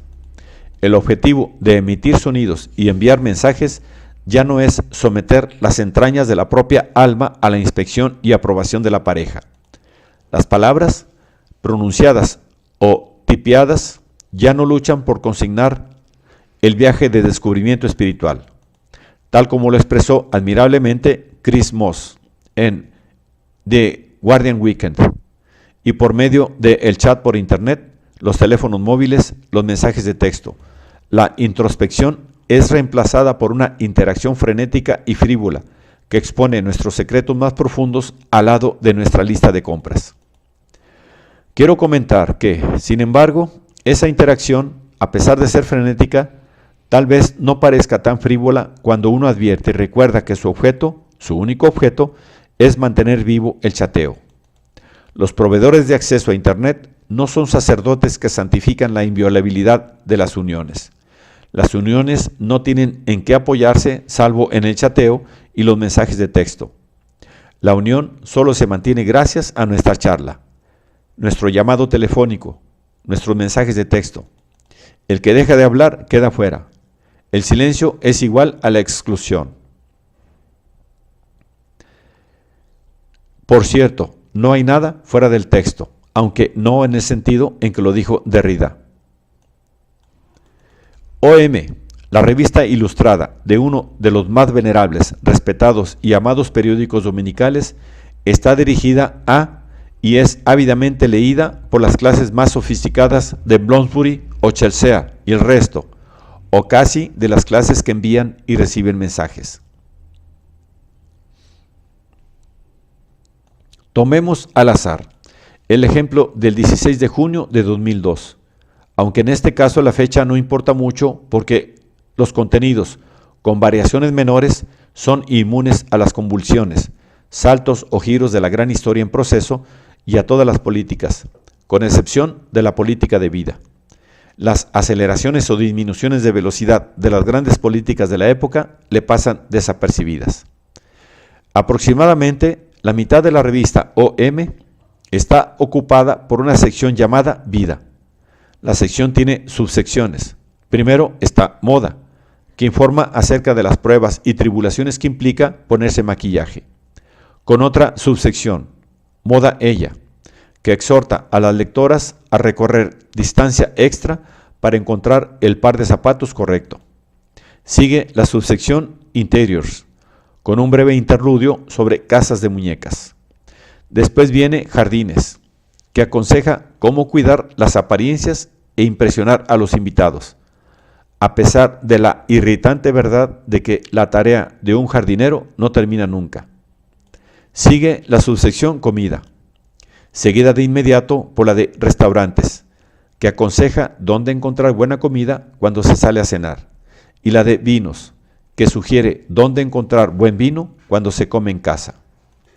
Al llegar a este punto, el lector está bien preparado para leer detenidamente las 3 páginas de la subsección Cotidiana, que desarrolla los temas amor, sexo, familia, amigos. En este ejemplar, la subsección Cotidiana está dedicada a las PSA, parejas semi-adosadas, revolucionarias de las relaciones, que han hecho estallar la sofocante burbuja de la pareja y que hacen las cosas a su gusto. Se trata de parejas de tiempo parcial. Aborrecen la idea de compartir la casa y prefieren conservar separadas las viviendas, las cuentas bancarias y los círculos de amigos, y compartir su tiempo y espacio cuando tienen ganas, pero no en caso contrario. Así como el viejo empleo se ha dividido actualmente en una sucesión de tiempos flexibles, empleos variados o proyectos a corto plazo, y el viejo estilo de comprar o alquilar propiedades tiende a ser reemplazado por el sistema de tiempo compartido y los paquetes turísticos, el viejo estilo de matrimonio hasta que la muerte nos separe, ya desplazado por la reconocidamente temporaria cohabitación del tipo veremos cómo funciona, es reemplazado ahora por una reunión de tiempo parcial y flexible.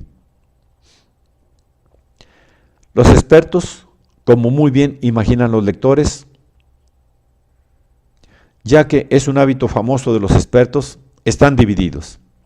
Sus opiniones oscilan entre dar una cálida bienvenida al modelo de las PSA, calificándolas del tan buscado nirvana, ya que consiguen la cuadratura del círculo con respecto al tema de dar y tomar genuinamente sin recibir retribución por la pérdida de independencia que eso implica, y condenar a los practicantes del nuevo modelo, a los que se acusa de cobardía por su falta de disposición a enfrentar las pruebas y penurias que necesariamente se presentan cuando uno se aboca a crear y perpetuar una relación plena y completa.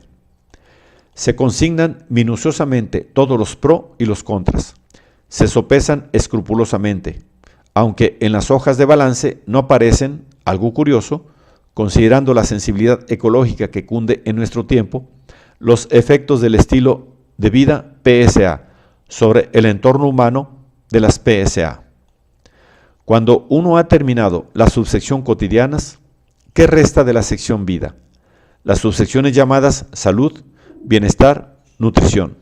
Nota, aparte de comida, restaurantes y vino. Y estilo, repleta de avisos publicitarios, de mobiliarios. La sección se completa con el horóscopo, en el que, según la fecha de nacimiento, se aconseja a algunos lectores. Basta de arrastrarse, la movilidad es esencial ahora. Tiene que desplazarse, hablar por su celular y cerrar tratos, mientras que otros reciben este consejo. Es justo su momento, nuevos asuntos lo rodean y ya no le quedan muchas cosas viejas que puedan deprimirlo o pesar sobre su espíritu eternamente optimista.